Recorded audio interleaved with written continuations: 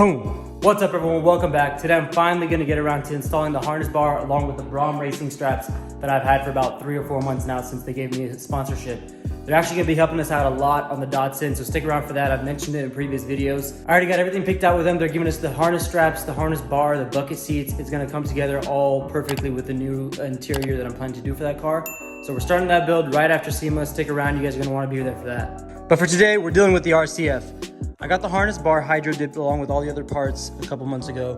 I just got this harness bar off Amazon. I think it was about 70 bucks. Came with all the bolts and everything. For the harness strap, we have the amazing Braum 4-point racing harness straps. I had to go with 4-point because these are just the stock RCF seats and they only have the 2 slots at the top for the seat belt. No other extra slots on the bottom for any other 5-point or 6-point straps. So when it comes to the 4-point straps, Braum does have some amazing options for the 6-point, the 5-point, everything else. On the 4-point, they only have a couple different options, about 3 or 4 colors. So I had to go with the black. It would be the one that matched the best.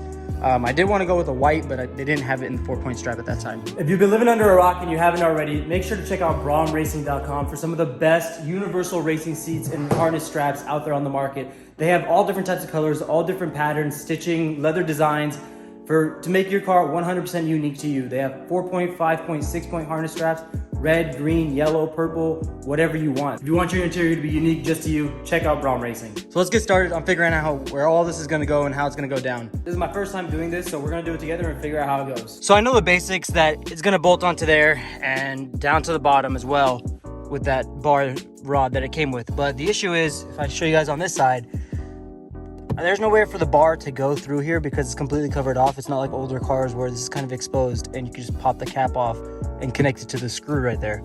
So I might have to cut through this. I don't know how else there is to do it, but we're gonna look around and see if we can find any alternatives. All right, everyone, so here's what we're dealing with. We gotta get this bracket bolted into the original seatbelt slot and get that bolt through there. This will then attach onto here like that. With the way this car is, because of how thick that plastic is that's covering it, even if I tried to cut through it, it's gonna be kind of complicated and I'm gonna tear up the fabric. It's all right here, all this suede. So we gotta try and find a nice, clean, easy way to get around all of it. The hole that needs to be drilled either needs to be right here, right above where the plastic is, or a little bit on the side, and we can just slide the bracket in through. But I'm gonna see if I can just try and get this plastic off first, and if it'll expose enough space for me to get the bracket in. So I tried taking off the plastic, it's not gonna work. I'm gonna have to cut through it, but I'm gonna try and get the bottom part bolted down first and see if that'll hold it up and then do all the cutting. If not, I'll have to do the cutting first and then bolt it down to the bottom and finish the rest. So let's try and get the bottom part first, get the harness bar standing up so I know exactly where I need to cut and not make any mistakes. If not, then we gotta wing it. I'm gonna use this oscillating saw right here, try to see if I can make straight lines and cut through without doing any damage to it, along with my impact, and see what we can get done. All right, boys, a little bit of bad news. So the bolt for this seat belt, actually, instead of me drilling it into the car, it's already in the car and it's coming out and you just put a nut on top of it.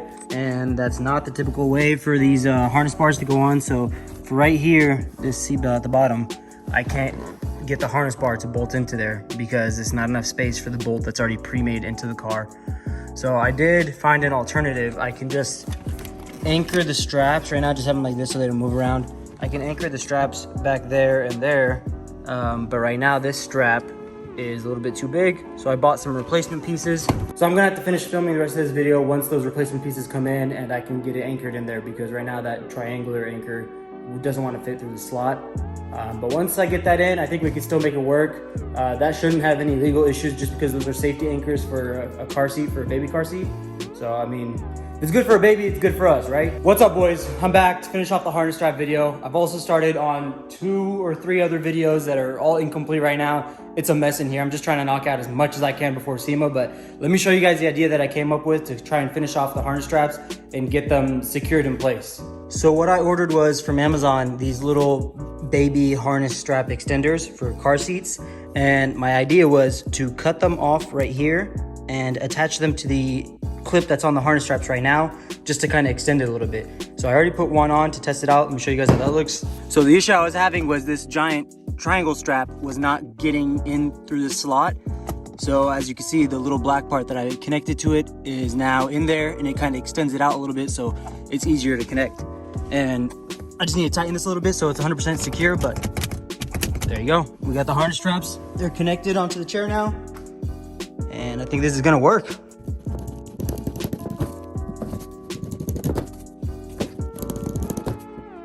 So right now, this is how they both currently sit, and then the original clasp goes into here, but because of how skinny this is and how wide that clasp is, I might have to kind of drill out a little circle right here because they have to sit kind of sideways right now. So I'm gonna give that a try on one of them and see how that comes out. I was trying to use this step drill bit right here to kind of just widen it up a little bit, but you can't because the clasp right here goes around and into that slot, so I have to leave it so I don't mess with the integrity of it. All right, guys, this is the finished result. Got it all hooked up, got my seat in position. Barely any slack right there. I can actually move it more than I thought I would be able to. So I think it came out pretty good. I got these anchored down to the under the seat, the bottom part right here. They're anchored under the seat. These are anchored with the baby straps like I told you guys. And they're pretty sturdy, super tight. There's the finished result. It came out pretty nice without the roll cage behind it. I really hate adding roll cages, so I'm glad I was able to make it work without it. I'm gonna go ahead and end it right here, guys. Keep it nice and simple. Make sure to like and subscribe. Check out all the other videos. Like I said, I got 2 other videos I'm working on right now, trying to finish them up before SEMA. We got 3 weeks left to go. Trust me, I will get it done though. Peace.